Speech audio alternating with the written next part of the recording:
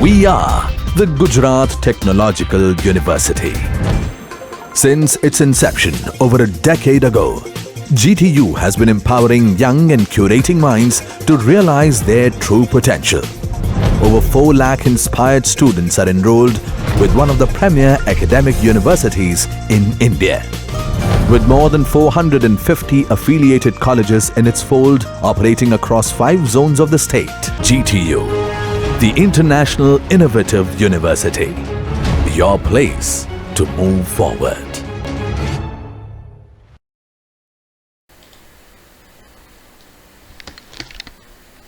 Good morning friends. Today we are discussing the Schilerin technique, which is the part of the subject of experimental technique and instrumentation in thermal engineering. And this one is the one of the module in this subject, which is the advanced measurement technique and analysis. So particularly we already talked about the shadow graph technique, but in today we have to discuss about Schilerin technique, which is the similar to the shadow graph technique, which is the optical visualization technique. So in that cases we have to see that how it can be Schilerin technique can be worked. So first we discuss about working principle of Schilerin technique. In that cases, some of the components which are used as similar to the shadow graph. First one is the light source will be provided over there. So this light source which can be useful for the source of the light, which can be provided light rays over there. So now this one is my second component, which is the lens, which is the collimating lens, which can be provided some sources from the light rays which can be converted into the parallel rays. Now this one is my test section. Where we can flow the some gases.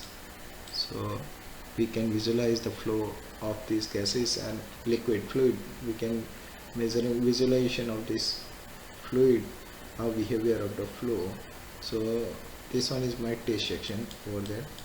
Second one is my second lens. Whenever there's some deflection over there, by means of this flow, it can be your light rays which will be interfering with this flow and it can be deflect from that. So this second lens, which can be collimating lens, which can be provide the focal length to the over there, we have to focus this section. Now this knife edge which can be provide the focal length. Now in that cases, another thing is this one is the screen which can be given taking the output over there. So particularly we can see that where we have to getting the output. Now we have to go into another slide where we are see the working, how it can be actually working the Schilerin technique. Now we can see that first one is the light source, where we are getting the some light rays over there. So this light rays can be reflect on a first lens, which can be collimating lens, which can be converted this into the parallel one. So this light rays, when your flow is not passing through this test section, at that time we have not getting any interference, so we can directly get the some rays over there just like that, and then after it can be focal at the first point where knife edge has a point. So we can creating this without interference, it can be collide at the focal point, and then after it can be reflect on a screen. So we are getting some visualization over there. Uniform visualization we can take at the display screen, but at the same time when we are taking the test section and flow can be occurs over there. So what will happen, due to this flow of this fluid, it not just like the flow like that, but it can be reflect from this edge. So due to this flow, your light rays which can be reflect from this original part. So on that basis of the principle, your flow can be reflect from this point. So it can be just flow like that, and then after it can be collide some by using of this second lens parallelly it can be, and then after your focal point can be changing from that point. So when your focal point can be changed, raised focal point can be changed, so what will happen, your visualization can be disturbed over there. So when we are without this section, without flow of the any kind of fluid, we are getting the some images will be there, but after this flow of this fluid, we are getting the some another image, so interference will be provided.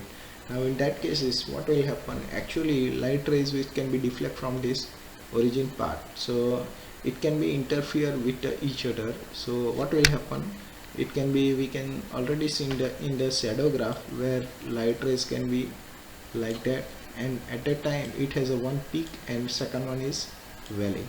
Now second rays which has a similar thing will be similar trend, it can be achieved. So these two rays which can be interfering to each other at a time, one signal has a peak and second signal has a peak at the same time. So what will happen, it can be given, it can, this interference can be given the constructive interference. So what will happen, it can be given the this kind of signals, this kind of signals will be there. So it can be given the bright fringe on a display. Same thing, whenever we are getting the same thing in this one is my first rays and second one is just opposite to this one. So what will happen, this has a peak and second has a valley. So this interference which is called destructive interference and it gives us straight line.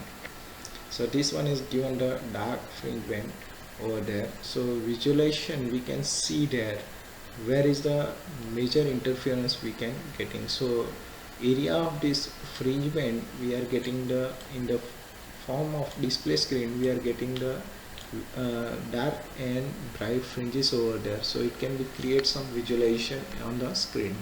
So by this of visualization we can getting the flow pattern and we can getting the how flow can be react on this test section. So this one is the Schilerin technique, which is the optical visualization technique, which is the similar to work just like a shadow graph. So from today we are just sign out from this working principle. So thank you for watching.